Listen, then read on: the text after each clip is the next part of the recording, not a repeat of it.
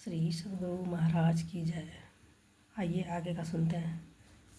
हक्का कबीर करीम तू बेऐब परवरदिगार। गुरु नानक साहब इस तरह गाते हुए कभी कभी सिसक सिसक कर रोने भी लगते हैं और ध्यानस्थ तो हो ही जाते हैं।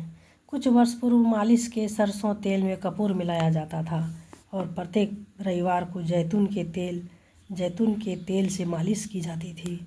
सन 1971 ईस्वी के पूर्व, जब आपके शरीर में अपेक्षाकृत अधिक स्फूर्ति थी, छोटी चौकी पर बैठकर आप स्वयं स्नान करते थे।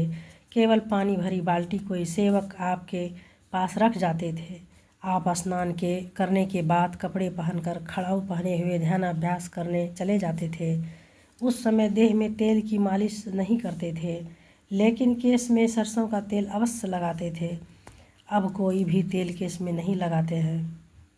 60-70 वर्ष हुए, लेकिन आपने अपना सिर कभी मुंडित नहीं करवाया और न किसी नाई से केसों की किसी प्रकार की काटछाट ही करवाई। आप जब सशक्त थे तब गंगा स्नान के बड़े प्रेमी थे।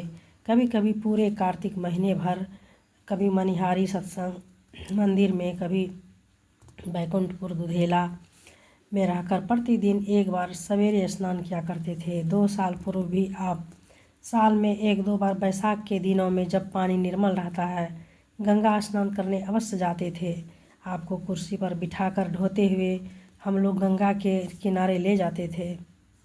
पैर के चप्पल खोलकर दाएं हाथ में लाठी लिए और पीछे से मेरे हाथों का सहारा पाते हुए कोई स्तोत्र दुदुदाते हुए प्रणाम करके जल में आप पैदल प्रवेश करते थे और नाभि तक जल के आ जाने पर कानों में उंगलियां डालकर कई डुबकियां लगाते थे। अन्य भक्तगण आपसे पूरा कुछ दूर हटकर आपके डुबकियां लगाने के साथ डुबकियां लगाते, दे हाथ मलते और अपना अहोभाग्य मानते। कौवे में भरे हुए पानी में आसानी से आपके पांव डुबाकर वे इस समय आपका चरणामृत उमंग में भर भर कर पीते और अपने भाग्य की सराहना करते। आपको तैरना नहीं आता है, फिर भी तैराक की भांति पूज्य श्री राम लगन बाबा के हाथों का सहारा पाकर हाथ पांव पानी में मारते। जो विशेष भाग्यवान थे, उन्हें ही यह रमणीय दृश्य देखने का सुंदर अवसर मिल पाता था।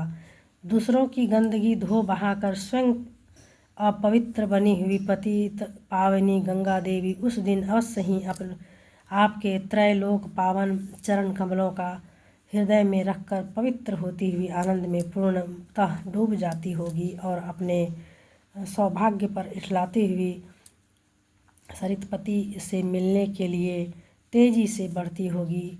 खाने पीने नहाने आदि में आप प्रायः गंगा जल का ही व्यवहार करते हैं। श्री सद्गुरु महाराज की जय।